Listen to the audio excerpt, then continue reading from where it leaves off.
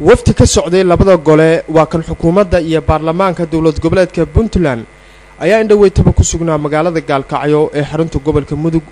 waftigan oo hurkacay gudoomiyaha baarlamaanka ayaa waxa la socday wasiirka caafimaadka maamul goboleedka Puntland, wasiirka warfaafinta ku-xigeenka wasiirka deegaanka iyo ilaa 8 xubnood oo ka tirsan golaha wakiilada ama aqalka baarlamaanka ee dawladda Puntland. waftigan oo kulamo kala duwan la yeeshay maamulka gobolka kan degmada iyo saraakiisha ammaanka ee gobolka ayaa kulamadii ay qabteen waxay diiradda ku saareen arrimo ay ka mid yihiin ammaanka iyo horumarka gobolka iyo sidii loo sulxi lahaa maamulka gobolka Mudug. kulankii ugu dambeeyay waxay la yeesheen nabadoonnada iyo uqaasha gobolka waxaana looga hadlay sidii wax looga qaban lahaa ammaanka gobolka iyo sidii dib loogu soo celin lahaa haybadii ciidamada daraawiishta iyo kuwa booliska ee ka howlgali jiray gobolka Mudug maadaama ay soo kordheen falal wax yeeli kara ammaanka gobolka. ugu horeyn waxaa ka hadlay goobta gudoomiyaha baarlamaanka dawladda Puntland Cabdirashiid Maxamed Xirsi oo faahfaahin ka bixiyay ujeedada ay u yimaadeen xilligan magaalada Gaalkacyo ee xarunta gobolka Mudug. waan ku faraxsanahay inaan soo aadno dalkayagii iyo deegaankayagii dadkayagii. waan ku faraxsanahay inaan xogta dhabta ah ka helno. waan ku faraxsanahay amniga inaan wixii tabara kala qayb qaadano awal baa iyaga dagaalaya. waan ku faraxsanahay dhaqan xumada suulinteeda inaanu ku garab istaagno. waan ku faraxsanahay dhibaha abaaraad iyo waxa dadku ku nool yahay inaan ogaano kala qayb qaadano. warbixin dheer uu jeediyay gudoomiyaha baarlamaanka dawladda Puntland Cabdirashiid Maxamed Xirsi kadib waxaa isna hadalkii qaatay oo sii faahfaahiyay wasiirka caafimaadka dawladda Puntland Dr. Bashir Cali Biixi oo ka hadlay siyaasadda dibadda iyo tan gudaha ee maamul goboleedka Puntland. dawladda koonfurta halka ka shida oo Jabuuti lagu soo dhisay oo la baxday dawladda midnimada qaran.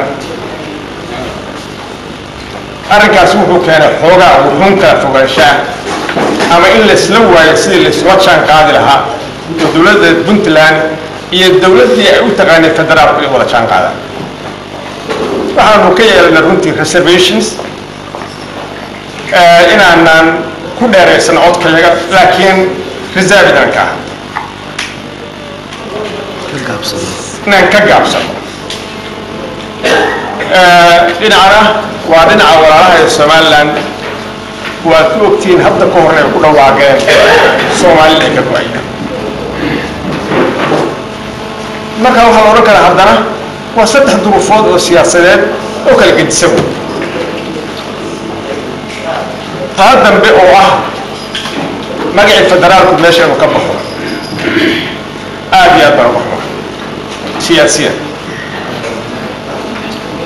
ma aanan malaynayn maamulka cusub oo ku soo kordha magaca Soomaaliyeed meel walba lagu dhisaa inuu u bareeri karayo inuu sheegto waxaan dastuuriyan sharci ahayn wixii lagu heshiiyey.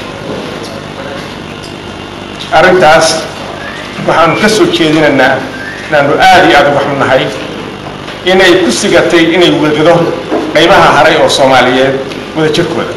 khudbadaha oo ku salaysnaa siyaasadda dalka iyo dibadda dawladda Puntland ayaa markay dhamaadeen hadalkii waxaa qaatay nabadoonnada gobolka Mudug oo si kulul u wada hadlayay oo sheegay inaysan jirin wax qabada oo la taaban karo oo ay Puntland ka qabatay gobolkan marka laga qiyaas qaato. waxaan ii sheegayaa magaaladan Gaalkacyo maanta ka hadlayno gacana ku jira ma jiro wax gacana oo ku jiro iyo waxa ay xisaabtanayaan midna ma jiro.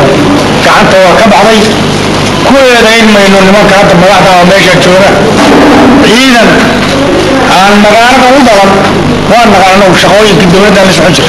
ciidan aan magaalada u dhalan taliye bilayska dul joogo oo bilaysa oo xoog leh inuu yimaado sida aad marka xilka u qabateen inaad u gudataan waa idinka rajeeyay. isbedel baan sugay maanta waa fashilmaysaa waa noqonaysaa ama waxba qabanaysaa waa xogta ku qaadanay labadaas wadiin taageer waxaa haray goolka Mudug ana waxba idinka sheegay in xoogay baa waan ku ogaanay waan ku noolay haatan meel ka mid ah ama guriga ka timaad sida wax yihiin waa ka warqabtaan waxaan idinka sheegay wax ka bedela haddii aan wax ka bedelin waxaad ugu soo noqotaan oo dambe ma jirayaan xaqiiqdu saas waftiga labada gole ee jooga magaalada gaalkacyo ayaa wuxuu ku howlan yahay sidii loo sixi lahaa maamulka gobolka dhisi lahaa labada ciidan waa kan taraawishta iyo kan booliska hadda waxay shirar gooni la leeyihiin maamulada kala duwan ee gobolka iyo uqaasha gobolka cabdiladiif cabdiraxmaan warsame telefishinka Universal magaalada gaalkacyo